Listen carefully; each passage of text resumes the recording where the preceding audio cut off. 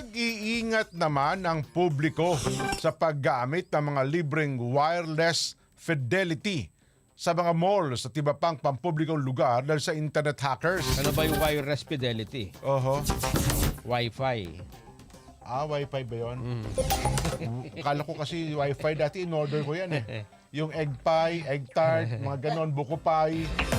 Iba pa pala ito? Wi-Fi. Oho. Wireless fidelity. Ayun. Sabi nila, hindi naman dapat pala Wi-Fi yan eh. Oho. Wi-Fi. Asa fidelity. Oo diba? nga, no? Kasi fidelity, kinakasuhan. Anong kanyang kaso? Infidelity. Ayun.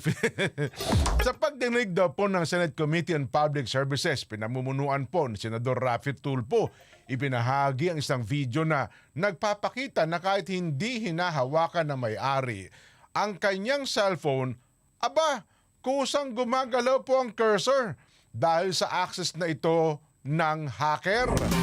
Nabuksan pa ng hacker ang camera ng cellphone at nagbago ang Face ID na may-ari.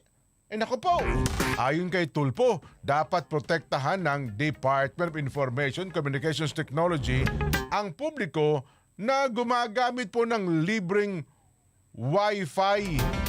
Sinabi ng DICT na hindi ligtas ang mga free Wi-Fi dahil lahat ay maaring mag-connect dito kabilang ang mga hackers. Oo nga raw, no? Sabi rin, mas mabuti pa nga yung data na lang eh. Kasi solo mo lang yan, yung data mo. Pag nagpasok ka anya sa libreng yung Wi-Fi na ganyan, pati pala mga PC sa pool dyan pagka nagkataon. Di ba sa mga mall? Ayun.